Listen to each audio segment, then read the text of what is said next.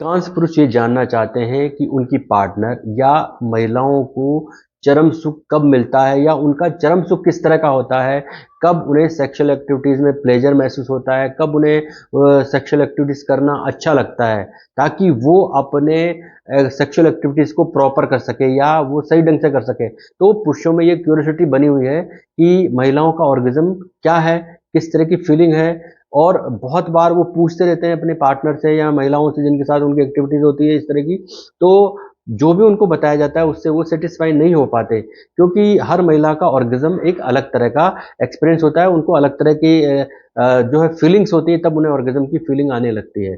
तो ये एक बहुत ही कॉम्प्लिकेटेड टॉपिक रहा है शुरू से, और अधिकांश पुरुष जानना चाहते हैं। नहीं केवल पुरुष जानना चाहते हैं बल्कि महिलाएं भी इसके बारे में सही से जानना चाहती हैं। तो आज हम इस वीडियो में बात करेंगे और ऑर्गेज़म इन वुमेन्स, यानी महिलाओं में ऑर्गेज़म या चरम सुख या उनका जो एक्सट्रीम प्लेजर है वो किस तरह का होता है। क्योंकि पुरुषों में तो सिर्फ वीर्यस्खलन होते ही पुरुषों को चरम सुख मिल जाता है या उन्हें ऑर्गेज़म की फीलिंग आती है, वो अलग उठ जाते हैं और वो मुंह फेर के सो भी जाते हैं। लेकिन महिलाओं की स्थिति अलग है, अलग अलग तरीके से महिलाओं को चरम सुख की अनुभूति होती है, और वो किस तरह की स्थितियाँ होती हैं, ऑर्गेज़म किस तरह का होता है, कितने फेज में होता है, कितने टाइप का होता है, और इसको बेटर बनाने के लिए क्या किया जा सकता है, ये सारे पॉइंट्स हम इस वीडियो में कवर करेंगे। तो वीडियो न केवल पुरुषों के लिए बल्कि महिलाओं के लिए भी एक बहुत ही सेक्सुअल एजुकेशन के तौर पर इसको देखा जाना चाहिए। ये वीडियो बहुत काम का है दोनों के लिए। आप इसे पूरा देखें, शुरू से आखिर तक पूरा देखें, और अपने कॉमेंट से मुझे अवगत कराएं ताकि मुझे मेरी इस मेहनत का सही रिस्पॉन्स मिले। और दोस्तों, अगर आप इसे शेयर करते हैं तो बहुत से लोग जो इस टॉपिक को जानना समझना चाहते हैं उनको भी इसमें मदद मिलेगी। तो अब हम बात करेंगे ऑर्गेज़म इन वुमेन्स। दोस्तों, महिलाओं में ऑर्गेज़म एक जटिल बायोलॉजिकल और साइकोलॉजिकल प्रक्रिया है, लेकिन फिल्मों में या मूवी सीन जो भी होते हैं, टेलीविजन सीरियल्स में जो भी रोमांटिक सीन दिखाए जाते हैं, उनमें आमतौर पर जो महिलाओं के ऑर्गेज़म को बताया जाता है, चरम सुख को बताया जाता है, वो बहुत ही अलग बताया जाता है। यानी वो हकीकत से कोसों दूर होता है। एक तरह से वो पुरुषों के लिए भ्रमित कर देने वाली स्थिति होती है। पुरुष भ्रमित रहते हैं, और न केवल पुरुष भ्रमित रहते हैं बल्कि महिलाएं भी भ्रमित रहती है। तो सच बात यह है कि महिलाओं में ऑर्गेज़म की जो प्रकृति है वो लंबे समय से साइंटिफिकली, साइकोलॉजिकली, पॉलिटिकली और कल्चरली एक बहस का प्रमुख विषय रही है। मतलब शुरू से ही इसमें लोगों को जिज्ञासा रही है, जानने की इच्छा रही है, और इसमें सांस्कृतिक रूप से भी लोग जानना चाहते हैं, और इस दिशा में बहुत स्टडी हुई है, जिसमें स्टडी करने वाले लोगों ने लगातार ये जानने और समझने की कोशिश की है कि महिलाएं ऑर्गेज़म तक किस तरह आती हैं, या क्या स्थितियों में उनको ऑर्गेज़म फील होता है, प्लेजर फील होता है, चरम सुख का एहसास होता है। और बहुत सारी स्टडीज़ में जाकर कुछ निष्कर्ष प्राप्त हुए, और उनमें से ओवरऑल निष्कर्ष ये निकला कि अलग अलग तरीके से अलग अलग महिला को ऑर्गेज़म की स्थिति महसूस होती है। तो हम वीडियो में आगे बढ़े इससे पहले हमारे को ये जानना जरूरी है कि ऑर्गेज़म का सही अर्थ क्या है। दोस्तों, ये एक प्रकार की फिजिकल एक्टिविटी है जो सेक्सुअल एक्टिविटीज के दौरान की जाती है। इसमें सेक्सुअल एक्साइटमेंट का शिखर जो होता है उसमें, यानी एक एक्साइटमेंट की एक एक्सट्रीम स्टेज होती है जिसमें महिला की जो मांसपेशियां होती हैं, चाहे वो वेजाइनल मसल्स हो या पेल्विक मसल्स हो, उनमें बहुत संकुचन की स्थिति होती है। हार्मोनल चेंज उसमें होने लगते हैं, और प्लेजर का एक्सट्रीम लेवल वो महसूस करते हैं, यानी उसको बहुत अधिक प्लेजर फील होता है, और ये उसके जो सेक्सुअल प्लेजर का सबसे ऊंचा स्तर होता है। यानी इस दौरान एक महिला की जो मसल्स होती हैं उनमें संकुचन होता है, हार्मोनल चेंजेस होते हैं, और एक्सट्रीम प्लेजर उसको मिलता है। ये उसके ऑर्गेज़म का मीनिंग है। और ऑर्गेज़म की जो प्रक्रिया है उसको बहुत स्टडीज के बाद इसको 4 स्टेजेस में या 4 फेज में डिवाइड किया गया है। अगर हम इन 4 फेजेस में पहले फेज की बात करें तो पहला है एक्साइटमेंट फेज। तो ये जो फेज है इसमें सेक्सुअल एक्साइटमेंट महिला को होने लगता है, और एक्साइटमेंट के बाद ब्लड का फ्लो जो है उसके जेनिटल ऑर्गन की ओर बढ़ने लगता है, जिससे उसकी वेजाइना, उसकी क्लिटोरिस में सेंसिटिविटी बढ़ जाती है, और इसके बाद जो वेजाइना में जो लुब्रिकेशन है वो बढ़ जाता है। लुब्रिकेशन बढ़ने का मतलब है कि एक महिला को थोड़ा थोड़ा प्लेजर की फीलिंग हो रही है, उसको अच्छा लगने लग रहा है एक्टिविटीज। नंबर 2 पर जो है प्लेटो फेज आती है।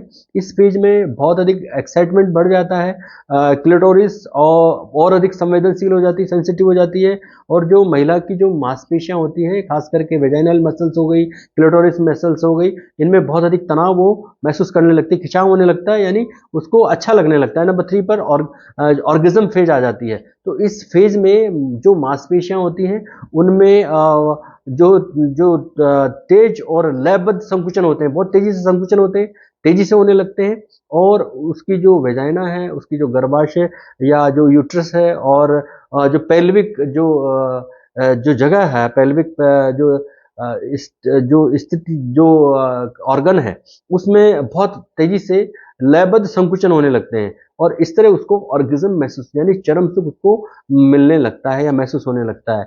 और जो फोर्थ स्टेज है उसको रिजोल्यूशन फेज कहा जाता है। इस फेज में जो शरीर जो है वो चूंकि उसको ऑर्गेज्म मिल चुका है, तो वो धीरे धीरे अपनी पुरानी स्थिति में आने लगता है, सामान्य स्थिति में आने लगता है, उसकी मांसपेशियों का संकुचन कम होने लगता है, हार्ट की जो बीट्स बड़ी होती है वो नॉर्मल होने लगती है।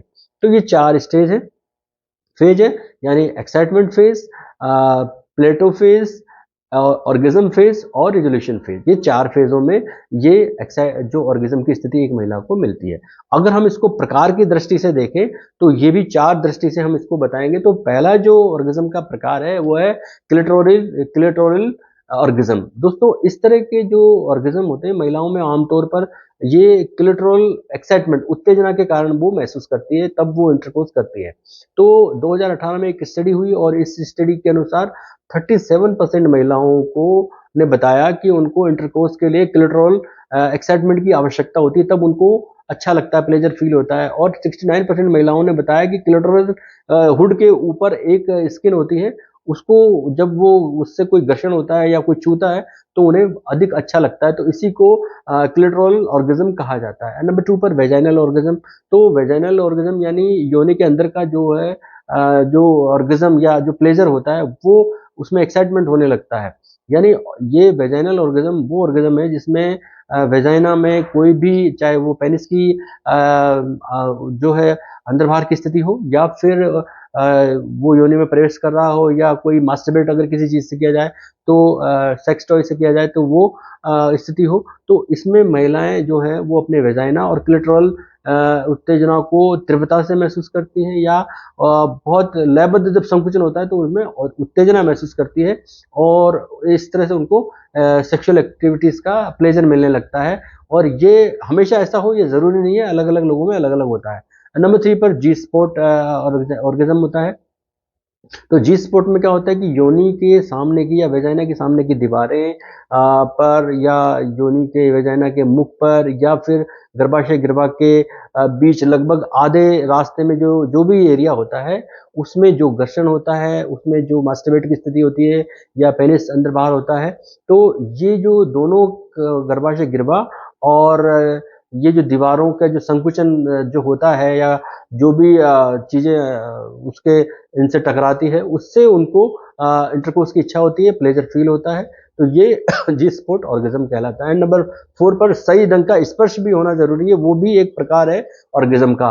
तो journal of sex marital therapy में बताया गया, जो 2018 में एक स्टडी हुई, उसमें बताया गया कि अधिकांश महिलाओं को सेक्स के दौरान चरम सुख है या जो ऑर्गेज्म है वो कुछ ना कुछ, चाहे वो हाथों का स्पर्श हो या किसी और तरह से स्पर्श किया जाए, तो स्पर्श किस तरह का होना चाहिए? स्पर्श में एक लय होना चाहिए, एक गति होनी चाहिए, एक खास किस्म का दबाव होना चाहिए, तब उसमें उनको प्लेजर फील होता है या ऑर्गेज्म की स्थिति उनके लिए आती है। तो इस प्रकार उनके ये स्थिति होती है। तो इस प्रकार महिलाओं में ऑर्गेज्म केवल फिजिकल प्रक्रिया नहीं है या एक्टिविटी नहीं है, बल्कि इसमें मेंटल है, इमोशनल है। तो तब जाकर ये उनको प्लेजर फील होता है, या एक महिला पूरी तरह जो है मेंटली प्रिपेयर होती है, तब उनको ऑर्गेज्म मिलता है।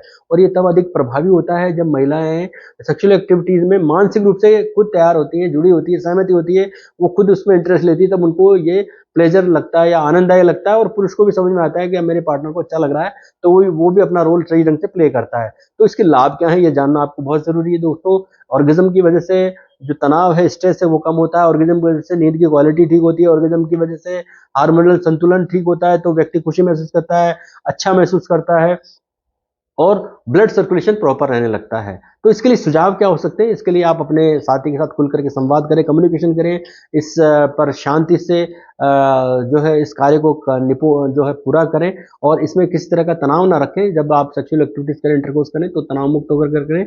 और ऑर्गेज्म के लिए जो है सेक्सुअल एजुकेशन बहुत जरूरी है।